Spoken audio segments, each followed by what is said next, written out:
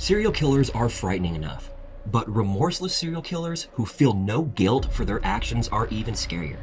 Some murderers have attempted to seek redemption for their crimes, while some truly cold-hearted monsters lack any sense of empathy at all. Killers like these never apologized for their crimes. In light of the horrifying ways in which these killers acted at trial, it's likely they never would have stopped if law enforcement hadn't apprehended them. Those who kill without remorse and without empathy. Exactly that is what we are dealing with here. It was the pure evil fiends who felt no remorse for their crimes. In today's video, we have listed 10 killers who showed no remorse to victims. The following list explores the most sinister, inhuman serial killers. Instead of apologizing to the family of their victims, they reveled in their crimes. With their immoral stance on unthinkable crimes, it's almost as if they received sick, twisted gratification. Number 1 is Dennis Rader. He was sentenced to 10 consecutive life terms in 2005 after committing several murders in Wichita, Kansas, which began in 1974. During his trial, Rader, a Boy Scout leader and church deacon, stunned the courtroom as he gleefully recounted the grisly details of his crimes, displaying a smug, almost sexual satisfaction in recounting his murder spree. Now, Mr. Rader. Yes. Needs to be corrected on that record, and that is originally, I believe, he indicated 1834 Edgemore. The address was actually 803 Edgemore. To keep her children quiet, he tied her children up in another room before strangling 24-year-old Shirley Vian. Number 2, Richard Ramirez. During the summer of 1985, Richard Ramirez terrorized Southern California with his rampage of violence.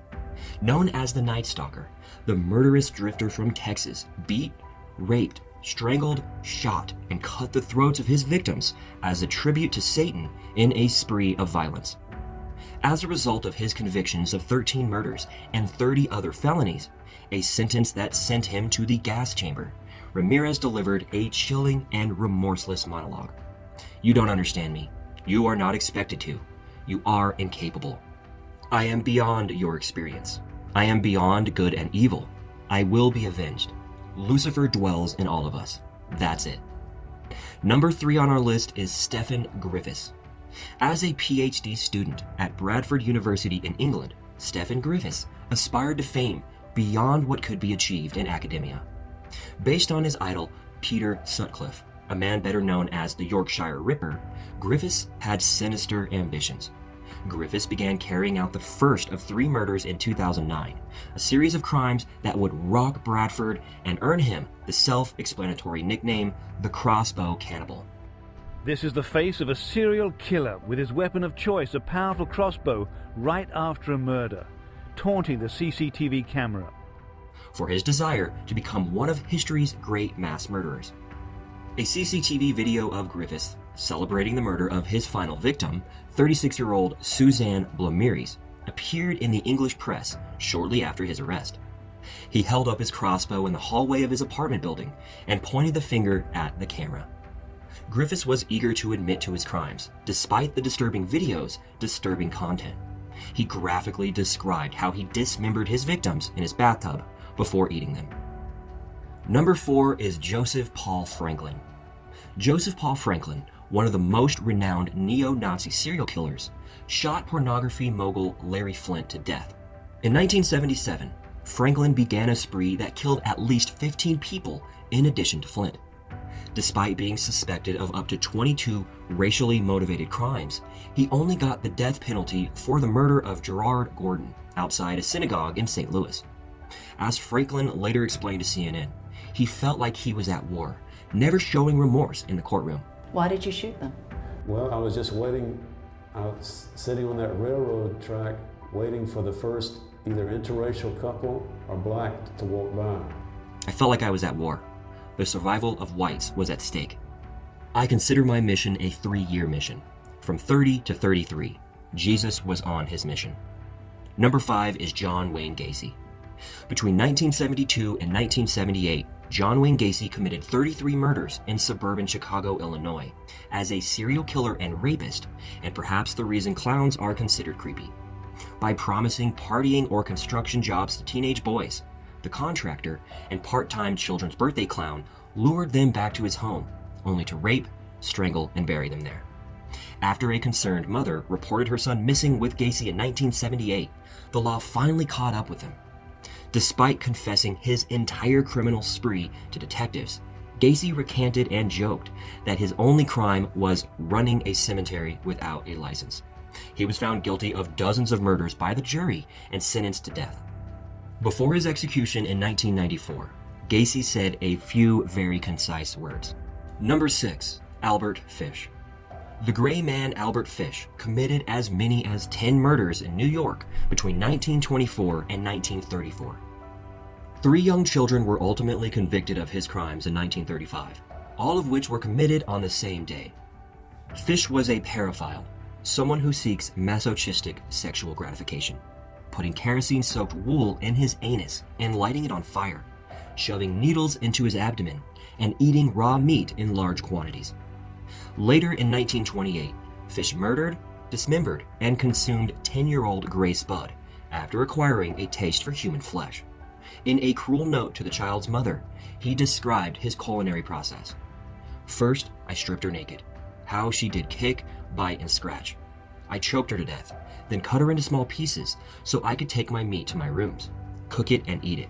How sweet and tender her little ass was roasted in the oven. It took me 9 days to eat her entire body. I did not fuck her, though I could have had I wished. She died a virgin. At one point during his trial, Fish brags about having children in every state, but he does not even attempt to show remorse. His final moments on Earth were even described as the supreme thrill of my life. At Sing Sing Prison in Ossining, New York, when he was finally executed by the electric chair. Number 7, Andre Chikatilo. From 1978 to 1990, Andre Chikatilo killed 53 people, 35 children or young teens, in a horrific spree of violence that made him one of history's worst mass murderers, frequently raping, torturing, killing, and mutilating his victims. Chikatilo lured them from the bus and train stations to forests outside Rostov, where he raped, tortured, killed, and ate their organs. As a result of his arrest in November of 1990, he offered no expression of remorse during his trial, other than feeling sorry for himself. When I used my knife, it brought psychological relief, he said. I was like a crazed wolf. I just turned into a beast, a wild animal. A bullet was fired into Chikatilo's skull in 1994 as punishment for his horrendous crimes.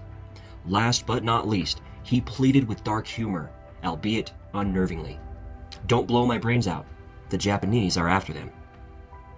Number 8 is Joanna Dennehy. A life sentence was given to Joanna Dennehy, a rare punishment for a rare criminal, the female serial killer. 3 men were killed by Dennehy in Peterborough, England, in March 2013. Even though she pleaded guilty upon arrest, sparing the justice system from a lengthy trial, she made the most of her little time in court. Often seen smirking and laughing in the face of her crimes, Dennehy stood in the dock, awaiting the judge's summation, even yelling out the word bitches at one point.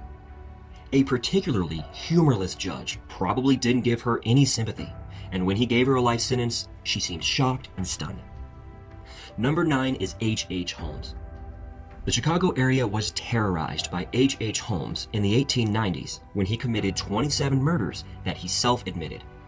Holmes killed almost as many migrant workers as he did white people, many of whom he took in as boarders in his mansion, which was more of a murder castle than a B&B. In addition to gas and suffocation chambers, Holmes's massive fortress included chutes for disposing of his victims. In terms of hospitality and homicide, it was a very streamlined operation. As he was being hanged, Holmes was said not to have shown any ounce of remorse for the lives he had taken. Instead, he offered a spirited explanation. Yes, I was born with the devil in me. I was born with the evil standing at my sponsor beside the bed when I was ushered into the world, and he has been with me since. The last one, and number 10, is Lawrence Bittaker. Roy Norris and Lawrence Bittaker committed several murders in Los Angeles during the late 1970s. All the victims of this duo were young women who were often raped and tortured with pliers from Bittaker's toolkit, before their lives were cut short. Ultimately, Bittaker and Norris, the toolbox killers, were captured, and Bittaker was sentenced to death in California. Despite torrents of horrifying evidence, Bittaker was described as jovial and defiant during his trial. As a remorseless monster, he was said to sign his letters Lawrence Pliers Bittaker. That's it for today. I hope you liked the video. If so, remember to like, share, and subscribe to our channel.